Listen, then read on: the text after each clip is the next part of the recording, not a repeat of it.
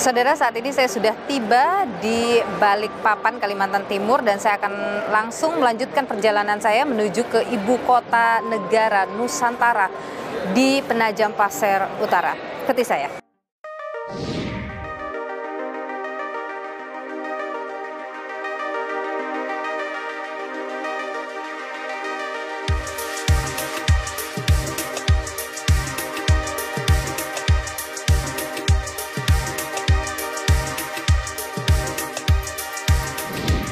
Saudara, setelah menempuh perjalanan 2,5 jam dari Balikpapan, akhirnya saya tiba di Sepaku, Penajam Pasir Utara, Kalimantan Timur, di mana di belakang saya itu adalah lokasi proyek pembangunan IKN atau Ibu Kota Nusantara. Saya akan masuk untuk melihat kawasan inti pusat pemerintahan, menemui langsung Ketua Satgas Pelaksanaan Pembangunan Infrastruktur Ibu Kota Nusantara, Danis Hidayat Sumadilaga. Ikuti saya, saudara.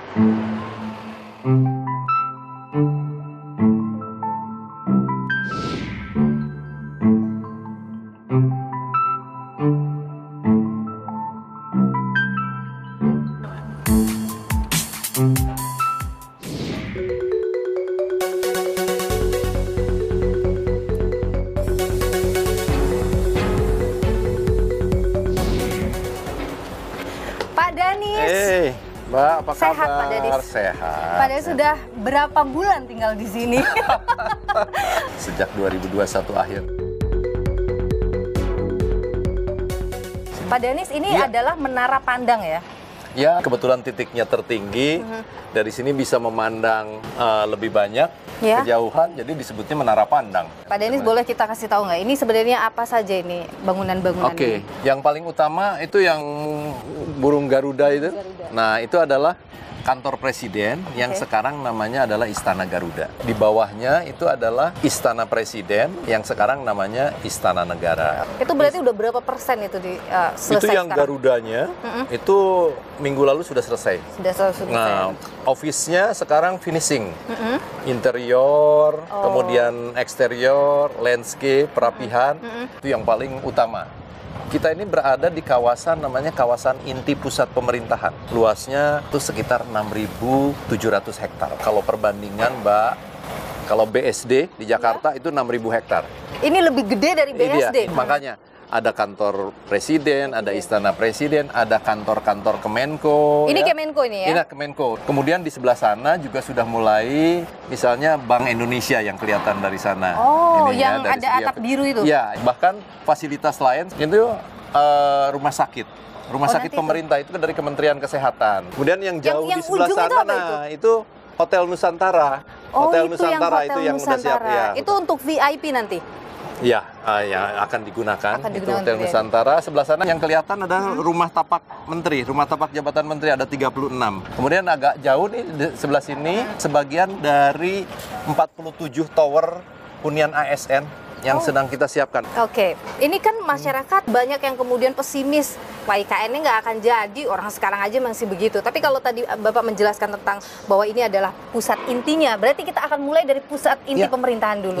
Berapa lama kalau bisa kita sebut bahwa dia akan sempurna lah begitu? Kita ini pembangunan jangka panjang, yaitu dari 2022 sampai 2045.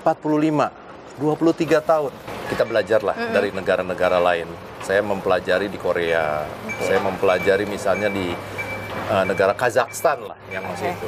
Itu memang pembangunan pemindahan suatu ibu kota, ya bukan hanya ibu kota, tapi yang berkaitan dengan pusat pertumbuhan ekonomi itu baru akan terlihat 15 tahun, 20 tahun, 25 tahun. Bukan lari sprint, maraton. Ini maraton ya. Kita boleh berkeliling nggak sih Pak? Mau lihat lebih dekat Ibu Kota Nusantara ini, utamanya yang tadi inti-inti tadi ya, tempat upacara bendera nanti 17 Agustus di mana? Iya, oke. Kita berkeliling ya Pak? Ayo. Kita jalan.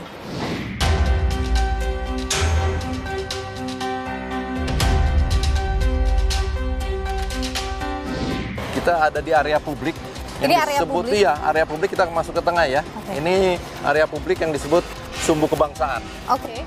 Jadi untuk masyarakat boleh datang ke sini ini bebas? Betul, termasuk lapangan dan sebagainya. Ini bisa piknik gitu ya. mungkin di sini. Iya, kemudian ada forest trail. Kemudian itu adalah UMKM Gallery. Nah, Dari sini, dari kejauhan, tuh kelihatan Itu dia Garuda. kantor presiden. Ini kantor-kantor Nah, ini. ini kantor-kantor Kemenko yang tadi saya sebutkan. Ini juga alami nih, Pak. Alami, semua alami Ini karena akan memang dibiarkan begini. iya. Kita maintain ini karena memang ini kan kita betul-betul waktu membangun menyesuaikan dengan kontur. Di sana bahkan ada bisa untuk itu apa namanya amphitheater itu di sebelah sana ya. Nah, yang di kejauhan itu adalah Taman Kusuma Bangsa, Memorial Park. Itu udah siap digunakan, Pak? Udah. Ya, nanti tanggal 17 akan digunakan untuk acara renungan. Ini yang disebut Sumbu Kebangsaan. Sumbu Kebangsaan. Nanti dari sebelah sana ada Sumbu Tripraja. Legislatif, eksekutif, yudikatif. Di kiri kanan selebar ini untuk masyarakat berjalan sepanjang Sumbu Kebangsaan. Dan juga ini tempat duduk. Iya. Duduk taman. Jadi ini benar-benar fasum. Inilah fasumnya ya. Fasilitas umum. Fasilitas umumnya.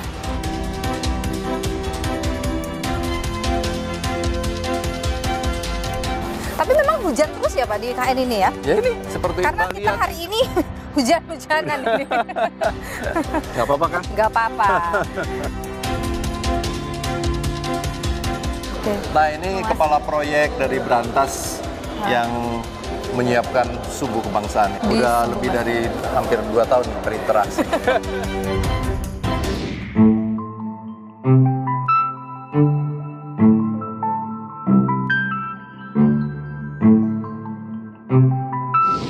Ini kita ada di samping istana itu yang tadi sudah kita lihat ya. Ini istana. Di belakangnya seperti saya sebutkan, perhubungan itu adalah kantor presiden yang disebut Istana Garuda. Ini udah selesai. Secara prinsip sudah selesai. Furniture dan sebagainya sudah siap di dalam ya. Kita juga sedang uji nih untuk menyala listrik, AC selama berhari-hari sampai ke depan ini. Airnya bisa diminum langsung benar Pak? Ya, sedang kita uji. Pak Basuki sudah menguji. Pernah mencoba ya? Di sumbernya, di pabriknya. Nah, dari pabrik ini kan harus ditransmisi, didistribusi ke gedung-gedung. Masih ada 2 tahapan. Ini yang sedang kita uji. Secara internal oleh Kementerian PUPR. Nanti sesudah itu akan diuji oleh pihak ketiga itu bahwa air itu layak minum. Yang menyatakan nanti serta sertifikasi itu. Dan itu 17 Agustus apakah sudah kita usahakan? Kita usahakan bahwa itu bisa layak ini. Semua karena udah masuk ini. Nah ini sering jadi pertanyaan kok warnanya hitam. Nanti cairan dinikan dengan proses oksidasi menjadi hijau.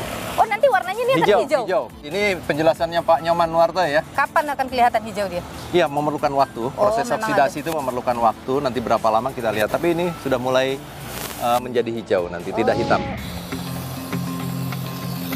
Lapangan upacara. Oh ini bangunan ini memang khusus untuk 17-an aja ya? Nah Mbak, kita sekarang ini yang akan digunakan untuk 17 Agustus. Lapangan upacara. Itu, yang bangunan ini? Itu sebetulnya seperti tenda ya, tenda untuk kegiatan upacara, LCD monitor. Sebetulnya bukan bagian dari... Ini kalau tidak lagi 17-an dia tidak ada? Tidak ada. Nah ini, itu istana, ini lapangan upacara, bendera di sini. Kalau ini permanen ya Pak ya? Ini permanen. Bendera ini? Tingginya 17 meter, ya. Istana 34 pilar, karena dulu provinsi kita 34. Maka 34 pilar, sekarang udah nambah. Itu yang untuk VIP, tamu-tamu negara dan sebagainya. Ini. Jadi kalau presiden berkantor, maka disinilah berkantor. Di belakang. Di belakang sana. Itu yang Istana Garuda itu yang merupakan kantor presiden. Ini istana bisa sebetulnya kalau istana itu kan tempat tinggal ya. Jadi menerima tamu dan sebagainya. Di sini Pak Presiden bisa menerima tamu dan tinggal di sini begitu ya. Di belakangnya beliau berkantor. Berkantor. Begitu. Tapi di sebelah sana juga nanti ada pavilion. Pavilion kepresidenan. Oh tempat menerima tamu juga. Untuk private, lebih private. Lebih private. Nah, ini kompleks ini juga didukung oleh kepresidenan itu di sebelah sana kantor sekretariat negara. Sebelah sana, ya kan? Kantor sekretariat negara, di belakangnya sekretariat presiden. Kantor sekretariat presiden. Pas Pampres dan sebagainya yang untuk mendukung kegiatan kantor kawasan presiden. Wah, saya sudah berada benar-benar di sini nih, ditunggu-tunggu titik yang semua orang ingin lihat. Upacara 17 Agustus dilakukan di sini, di belakangnya itu adalah Istana Presiden, dan tepat di belakang saya itu Garuda. Ya Pak. Oke. Oke. Adit, yuk.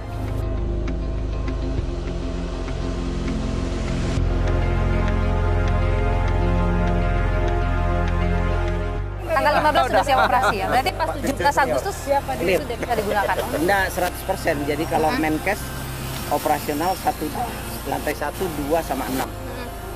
Berapa tempat tidur? Saya lupa. Kalau Hermina Danis, saya. bisa 30 tempat tidur siap. Hermina 34 tidur, terus kemudian Menkes berapa tempat tidur udah siap? Yang sampai tanggal 17 17. Pak, 10 emergency 2, 8 untuk rawat 18 ya. VIP ya. Jadi cat lab-nya siap. Oke. Untuk apa ada kejadian serangan jantung siap. Menkes tanggal 17 cat lab-nya siap.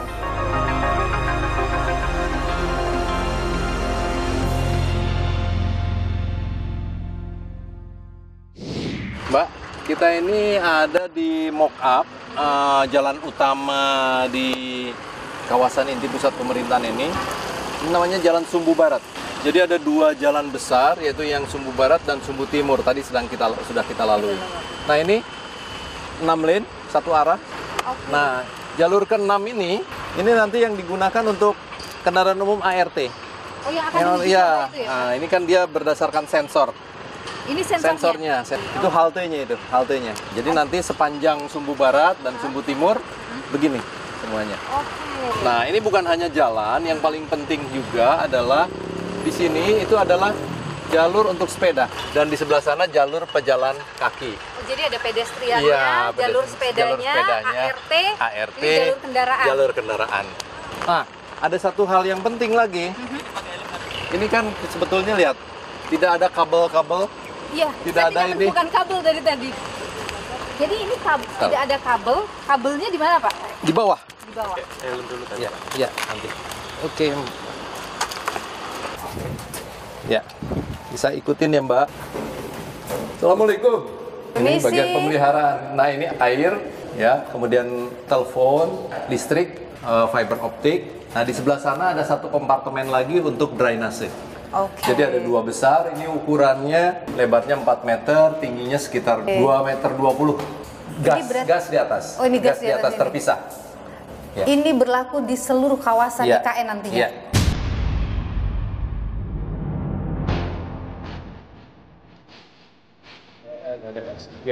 Ini yang di MUT juga Pak. Ya, Sparkle ya. Ya bagus. Bagus kan? Ini lampunya juga sudah berdasarkan kecerahan. Udah ya? Ya, Disesuaikan begitu ya Mas ya? disesuaikan secara otomatis Mbak. Secara Gitu, otomatis. jadi nanti- Apa aja yang bisa disensor di sini? Jadi ini ada sensor suhu, kelembapan udara, O2, CO2, kemudian sensor debu ya Mbak, karena ini kan pengerjaannya masih banyak debu, sehingga mungkin dari informasi ini nanti bisa Masuk nanti ke agak comment center. betul. Kita masukin ke comment center untuk pengelolaan kota ini nanti.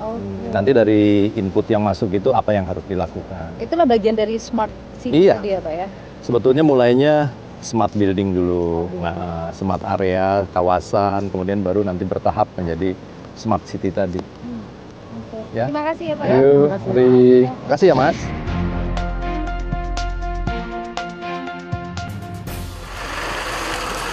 Inilah embung tadi yang kita lihat dari atas ya Pak. Ini alami ya Pak? Alami. Jadi memang ini untuk pengendalian menampung air, mengendalikan banjir, juga membantu menurunkan suhu. Suhu.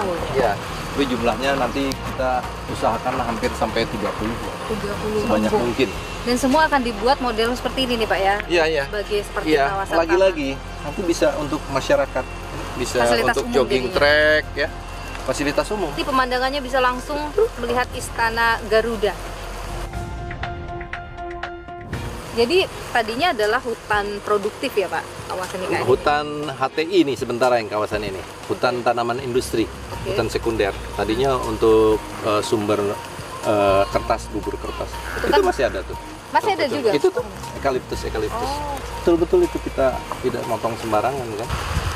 Tadi yang saya sebutkan ya, untuk mengontrol, mengendalikan kalau volumenya tinggi, mengendali banjir, kita buang ke sana, saling berhubungan.